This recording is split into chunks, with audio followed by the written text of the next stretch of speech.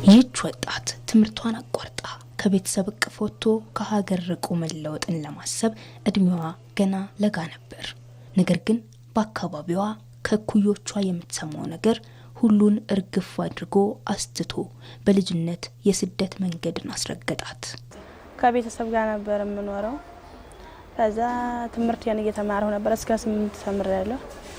ከዛ እየተማርኩ ያለው ጓደኛ ምናምን ሲሄድ ሳውዲ እኔም ብድግ ብዬ ከጓደኛ ጋር ሄደ በባህር ማለት ነው። 5 ወር ሰርቻለሁ ሳውዲ ማለት ነው። ከዛ በዛው እኔ አመመኝ። በቃ አሚሮ ጭንቀት ያዘኝ። ከዛ በቃ ምንም ራሴን ሳታረገው ከዛ እነሱ ወሰዱ እስር ቤት ጨመሩ። እስር ቤት 3 ወር ምናምን በቃ ማንነቴን አላውቅም። ለበርካቶች እዛ ሄዶ መለወጥ ግን የጓጉለትን ያህል አልሆነም። ይልቁንም ለከፋ ስቃይ ዳረጋቸው እንጂ 4 ወር ሰርቼ 5ኛ ወር ላይ ነው ታመምኩት። እነሱ ነው ላኩት። እኔ እንደው አላውቅም። ቦሊ አምጥቶ በቃ ጎደኞቼ ጋር ቀለቀሉና ከዛ በኋላ ለዛው ጎደኞቼ ይዞ ነው መጡት። ትምህርቴን ለመማር ነበር የምጓጓው ማለት ለመጨረስ እንግዲህ እየወደኩም ቢሆን እየደገምኩም ቢሆን እስካሁን ግን እስከ 8 ስማር አንድም አልወደኩም። ደረጃ ያያዙ ነበር የምወጣው። ግን በቃ ጓደኛ የሰይጣን ብቻ ያሳስታል። ጓደኛ ሲሄድ እኔም ብድግ ብዬ ሄዱ ነይ ሄዱ ምንም ለውጥ ይዤ የመጣሁ ነገር እንደው መራሴና ያጣሁት። አጋር ኢትዮጵያ የበጎ አድራጎት ድርጅት በዚህ መንገድ ለስደት ተዳርገው ወደ ሀገራቸው የተመለሱትን ያስጠልላል፣ የሕክምና አገልግሎት እንዲያገኙም ያደርጋል። ታዲያ ወደ ድርጅቱ የሚመጡት ከቅርብ ዓመታት ወዲህ ቁጥራቸው ከፍ እያለ የአካልና የጤና ሁኔታቸው ደግሞ የተባባሰ የሆኑ ዜጎች መበርከታቸውን የተገለጸው ከዚህ ቀደም የሌለ ነገር ክሮኒክ ብለን የምንጠራቸው ህመሞች የመጡብን ያሉት ቀጥታ አይሲ ውስጥ እያስተኛን ያለን አይሲ ውስጥ የሚገቡ አሉ። እዚህም በአስታማሚ ብቻ የምንቀበላቸው አሉ። ያልጋ ቁሮኛ ሆኖ የምንቀበላቸው አሉና አሁን ላይ እየመጣ ያለው ኬዝ በጣም ከባድ የሆኑ ችግሮች ናቸው ያሉት ተመላሾች ላይ። ወንዶቹም ይሁኑ ሴቶቹ የመደፈር አደጋ አለ። እዚህ ያልተፈለገ እርግዝና ያጋጥማቸዋል ሴቶቹ። ሌላም ተላላፊ ብዙ በሽታዎች አሏቸው። ያንን ሁሉ ተቋቁመው ገብተው በጊዜው ስለማይደርሱበት ልጅ ይዞ መመለስ አለ። ይሁን ነገር ተበድረው ይሁን ነገር ተሸጦላቸው ከብትም መሬትም ተሸጦላቸው ነው የሄዱትና መመለሻ ያጡት እነሱ ናቸው። ተመልሰው ሀገራቸው መግባት አይችሉም። ምክንያቱም በህገወጥ ነው የሄዱት። ብዙ ሺህ ብር ከፍለው ነው የሚሄዱት። ህገወጥ ስደትን አማራጭ የሚያደርጉ ዜጎች እየደረሰባቸው ያለውን ስቃይ ለማቅለል በአንድ በኩል ወደ ሀገር የመመለስ ስራ በየጊዜው ይሰራም፣ ነገም ይህንኑ መንገድ አማራጭ ለማድረግ የተዘጋጁ ብዙ መሆናቸው ግን አስጊ ሆኗል። እኛ እንደ መጠለያ ከአቅማችን በላይ እያስተናገድን ያለን በጀት ራሱ ዶነር የሚይዝልን በጀትና አገሪቷ ያመጣች ያለችው ተመላሾች ሊመጣጠን አልቻለም። ይህን ሁሉ ሰው ማስተናገድ አልቻለም። በጣም ብዙ ነው የሚገቡት። መንግስት ያመጣል ወጪ አውጥቶ ተመልሰው እነሱ ዞሮ ይሄዳሉ፣ ተመልሰው ይመጣሉ። 2-3 መጠለያ ላይ የሚያጋጥሙ ልጆች አሉ። 3 ጊዜ ተጎርቶ ተመልሰው የሕክምና ትምህርት ይሰጣል፣ የጤና አጠባበቅ ትምህርት ይሰጣል መጠለያ ውስጥና ብዙዎቹ እንኳንስ የሰውን ቤት መስራት አቅም ኖሯቸው የራሳቸውን ጤና መጠበቅ እንኳን የሚከብዳቸው ናቸው። ስለዚህ የህገ ወጡ ነው በጣም የከበደንና አስቸጋሪ ደረጃ የደረሰው የሱ መንገድ ነው። ከፊታቸው ተስፋን የሰነቁ እነዚህ ዜጎችን በህገ ወጥ መንገድ ስደት ስቦ እያስቀረ የሚገኘውን የኢኮኖሚ አቅም እዚሁ በአካባቢያቸው እንዲያገኙ ለማስቻል ከፍ ያለ የፖሊሲ ለውጥ የሚጠይቅ ስራ ነው።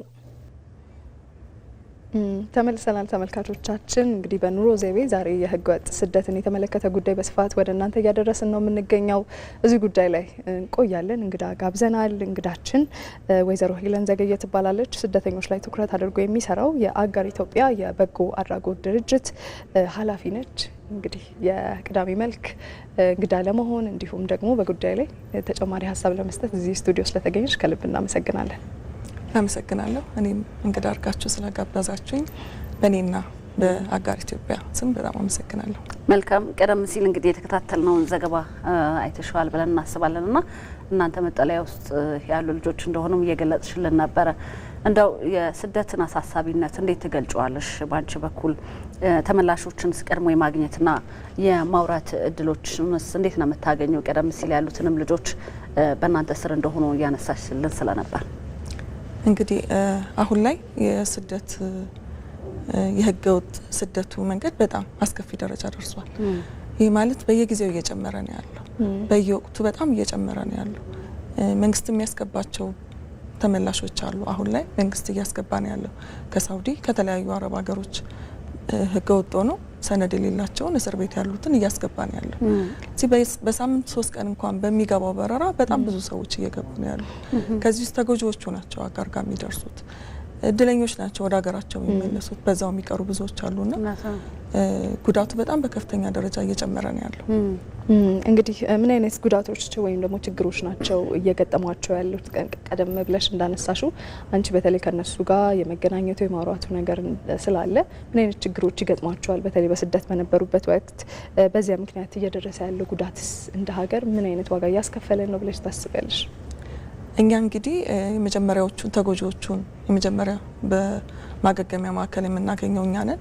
ተጎድተው የሚመለሱትን ሪፈራል ሲላክልን የመጀመሪያ የምናገኛቸው እኛ ነንና እውነት ለመናገር በህገ ወጥ መንገድ የሚሄዱ ተመላሾች ተጎድተው ሲመለሱ ብዙ ጉዳት ነው የሚያጋጥማቸው። ከገንዘባቸው አይሆኑ ብዙ ገንዘብ ነው የሚከፍሉት። ከጤናቸው አይሆኑ በረሃን አቆርጠው ነው የሚሄዱት። ስለዚህ ብዙ ስቃይ፣ ብዙ መከራ አለ፣ ጥቃት አለ። ሌላም ብዙ ከፍተኛ ገንዘብ ይከፍላሉ።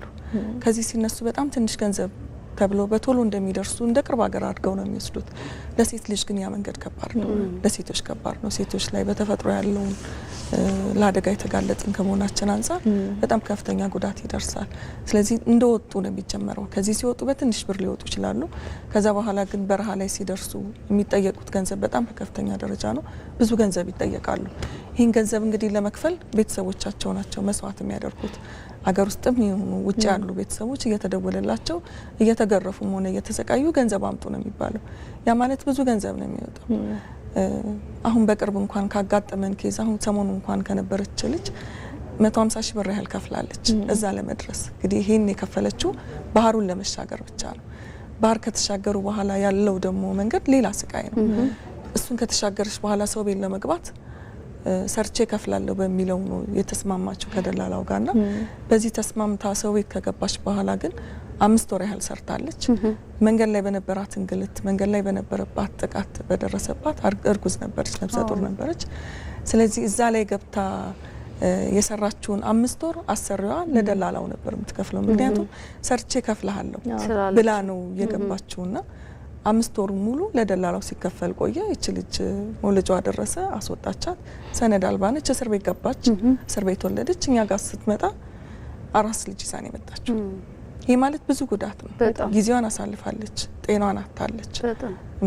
ትንሽ ጭንቀት በሽታም ነበረባት። ልጇንም ኬር ለማድረግ ትንሽ ጉዳት ነበረባት።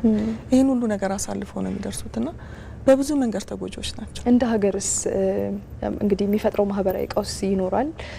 የአይምሮ ጤና መታወክ ያጋጥማልና እንደ ሀገርስ ምን አይነት ዋጋ እያስከፈለን ነው የሚለውን ደግሞ እናንሳ እስቲ። እንግዲህ ግለሰብ ሲጎዳ ቤተሰብ ይጎዳል። ከቤተሰብ ማህበረሰብ ሀገር ነች የምትጎዳው። ይሄ በህገ ወጥ መንገድ የተከፈለ ገንዘብ ለግለሰቦች ነው ያለው። ስለዚህ ሀገሪቷም ገንዘብ እያጣች ነው፣ ገቢ እያጣች ነው ያለችው። ለግለሰቦች ነው እየተዳረገ ያለው። ቤተሰቡ ካለው ከሌለው ላይ ሸጦ ነው የሚልከው። ንብረቱን ሸጦ፣ መሬቱን አስይዞ፣ ከብቱን ሸጦ፣ ያለውን ነገር ሸጦ ነው የሚልከው። ወደ ኋላ እየተመለሰ ነው። ድህነትን አሸንፋለሁ ብሎ ነው በህገ ወጥ መንገድ የሚሄደው። ግን የባሰ አዘቅት ውስጥ እየገባ ነው ያለውና የእያንዳንዱ ሰው ውድቀት የሀገሩን ውድቀት እያስከተለ ነው ያለው። መልካም ነው። እንደው ለተመላሽ ስደተኞች የእናንተ ማህበር ምን አይነት ድጋፎች ነው የሚሰጠው የሚለውን ደግሞ እናንሳ እስኪ። ምን አይነት ውጤት አገኛችሁ በዚህ ሂደት ውስጥ? እንግዲህ አጋር ኢትዮጵያ የበጎ አድራጎት ማህበር ለተመላሾች ከመጀመሪያው ከመቀበል ጀምሮ ኒድ አሴስመንት ይሰራል። ምንድነው የሚያስፈልጋቸው ተመላሾች ሲገቡ ምን አገልግሎት ለማግኘት ነው መጠለያ ውስጥ የገቡት የሚለውን የመጀመሪያውን ደረጃ አገልግሎት ይሰጣል። ስለዚህ ሲመጡ ባዶ እጃቸውን ነው የመጡት። ባዶ እግራቸውን አንድ ሺቲ ልብስ ብቻ ለብሰው የሚመጡ አሉ። ስለዚህ እነዛን ልጆች ወደኛ ጋር ለመቀላቀል መጠለያ ውስጥ ጥሩ ህይወት እንዲኖራቸው የቀንና የሌሊት ልብስ አላቸው። ራሳቸው የሚጠብቁበት ንጽህና መጠበቂያ ይሰጣቸዋል። እዛ ውስጥ እንዳሉ የጤና አገልግሎት አለ። ስለዚህ የሕክምና አገልግሎታችን ሜንታል ሄልዝ የአእምሮ ህክምናንም ጭምር ጨምሮ ያክማል። ብዙዎቹ በስቃይ በጉዳት የሚደርስባቸው የአእምሮ መጨናነቅ ከጭንቀት ጀምሮ እስከ መጨረሻው የአእምሮ ህመም ድረስ ስለሚደርስ ይህን ህክምና አገልግሎት እንሰጣለን። ከዛ በተጨማሪ ብዙዎቹ ተምረው አይደለም የሚሄዱት፣ ያልተማሩ ናቸው። ያንን ለማስተካከል መጠለያ ውስጥ ነን ፎርማል ኤዱኬሽን ይሰጣል፣ ትምህርት ይሰጣል። ተጨማሪ የህይወት ክህሎት ስልጠና ይሰጣል። ይህ ክህሎት ስልጠና የሚሰጠው በዛውም ህጋዊ መንገድ ሊሄድ እንኳን ልሰደድ እንኳን ብለው ካሉ በህጋዊ መንገድ እንዴት መሰደድ እንዳለባቸው እንዴት መሄድ እንዳለባቸው የሚያስተምር ስልጠና ይሰጣል። በተመሳሳይ የህይወት ክህሎት ስልጠናን አስያይዞ የቮኬሽናል ትምህርት ይሰጣል። አገር ውስጥ ተሰርቼ መለወጥ ፈልጋለሁ ለሚሉት የሙያ ክህሎት ስልጠና ይሰጣል። ይሄ የሙያ ክህሎት ስልጠና ራሳቸው በሚፈልጉት መንገድ ሰልጥነው ሀገራቸው ላይ ሰርተው እንዲለወጡ የሚያደርግ ስልጠና ነውና እነዚህን ስልጠናዎች ይሰጣል። እንግዲህ አጋር ካሉት 5 መጠለያዎች ውስጥ 5 መቋቋሚያዎች ውስጥ አዲስ አበባ ያለው ትልቁ ነው። ሌላው ዱከም ላይ ያለ፣ አንደኛው ደግሞ ባህር ዳር ላይ ያለ። ዱከም ላይ ያለው ቮኬሽናል ስኪል ትሬኒንግ ስለሆነ ሙያ ክህሎት ስልጠና እዛው ውስጥ ሆኜ መሰልጠን ፈልጋለሁ ላሉት ዱከም ላይ ስልጠና ይሰጣል።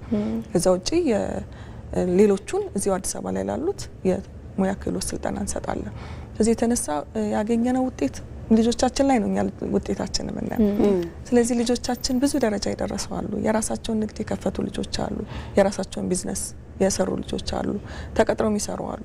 በህጋዊ መንገድ ህጋዊን ተከትለው የሄዱ ልጆች አሉ። ለኛ እሱ ትልቅ ውጤት ነው። ምክንያቱም ከህገ ወጥ መንገድ ተምረው ወደ ህጋዊ መንገድ ተሻግረው በህጋዊ መንገድ ራሳቸውን ለመለወጥ የሄዱ ልጆች አሉ።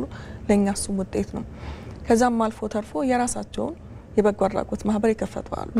የመጠለያውን አገልግሎት ተጠቅመው ራሳቸውን መልሰው ወደ ራሳቸው ተመልሰው እኔ ሌሎቹን ማስተማር እችላለሁ፣ ሌሎቹን ማገዝ እችላለሁ፣ ማንም ሰው ከኔ በኋላ አይጎዳ ያሉት የራሳቸውን የበጎ አድራጎት ያቋቋማሉ።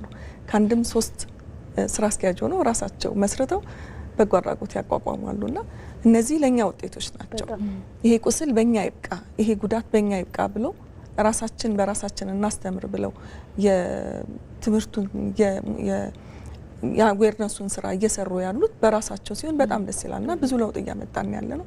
እዚህ ደረጃ ደርሰናል። ደስ ይላል፣ በጣም ደስ ይላል። ግን አሁን እንግዲህ በዚህ መንገድ የተለወጡትን እያነሳን ነው ያለ ነውና ነገር ግን እንዴት ትገመግሙታላችሁ? በተለይ የክህሎት ስልጠናውን ካገኙ በኋላ በሀገራችን ሰርተን እንለወጣለን የሚል አመለካከት በብዛት ይስተዋላል። አዎ አሁን ላይ ያወጡት ነገር ይበልጣል። አሁን መጠለያ ውስጥ አንዱም ሌላው ሁለተኛው ትምህርት የሚሆን ምንድነው ተጎርተው በህጋዊ መንገድ ሄደው ተጎርተው የሚመለሱ አሉ። ስለዚህ በህገወጥ መንገድ ሄደው ተጎርተው የተመለሱና በህጋዊ ሄደው ተጎርተው የተመለሱ እዛው መጠለያ ውስጥ እርስ በራሳቸው የካውንስሊንግ ትምህርት የካውንስሊንግ ሰፖርት ስላለ ካውንስሊንጉ የምክር አገልግሎቱ እርስ በራሳቸው እንዲማማሩ ያደርጋል። በህጋዊ መንገድ የሄዱትና በህጋዊ መንገድ ተሰደው ተጎርተው የሚመለሱት ያልተከፈለ ደሞዝ ካላቸው ደሞዛቸው ይከፈላል። ተጎርተው አካል ጉዳት ደርሶባቸው የመጡ ካሉ ኢንሹራንስ አላቸው። ስለዚህ ኢንሹራንሳቸው ይከፍላቸዋል። ሌላም የጤና ችግር ካለ የጤንነታቸውን ሁኔታ የሚያስተካክል የጤና እንትን ሰፖርት አላቸውና ይሄ ሁሉ ጥቅም ስላላቸው እነዚህኞቹ በህገወጥ መንገድ ሄዱት ከህጋዊ ከሄዱት ብዙ ነገር ይማራሉ። እዛው መማማሪያ ይሆናል። መልካም ወይዘሮ ሄለን እንደው በመጨረሻም ስደት የግድ የሆነባቸው ሁኔታዎች ቢያጋጥሙ ክብርን በጠበቀ መልኩ በህጋዊ መንገድ ሰዎች ተሰደው ስራ እንዲሰሩ ምን አይነት መልእክት ታስተላልፊያለሽ? እድሉን በመጨረሻ እንስጥሽ። እንግዲህ አትሂዱ አይባልም። መስራት የፈለገ ሰው ግን ይሄኛውን ህገወጡ መንገድ የስቃዩን የመከራውን ከጤናም ከአይምሮም ከስነ ልቦናም ከብዙ ነገር ችግር ዜሮ ከመሆን ሁሉን ነገር ከማጣት ዜሮ ከመሆን በህጋዊ መንገድ ሄደው ራሳቸውን መለወጥ የሚፈልግ ሰው በህጋዊ መንገድ ተከትሎ በጣም ትንሽ ገንዘብ ነው የሚከፈለው። ህጋዊ መንገድ ተከትሎ ቢሄድ ራሱንም ቤተሰቡንም ማህበረሰቡንም ሀገሩንም ያገለግላልና ይሄ በጣም ትልቅ እድል ነው። በጣም እናመሰግናለን። እንግዲህ ዛሬ ከህገወጥ ስደት ጋር በተገናኘ እዚህ ስቱዲዮ ተገኝተሽ ወይዘሮ ሄለን ዘገየ ሰፊ ማብራሪያ ሰጥተሽናል። የአጋር ኢትዮጵያ የበጎ አድራጎት ማህበር ተሃድሶ ማዕከል እንግዲህ ኃላፊ ነሽ። በጣም ነው የምናመሰግነው። ቆንጆ ቆይታ ነበረን። መልካም ቀን። አመሰግናለሁ። እግዚአብሔር ያክብርልኝ።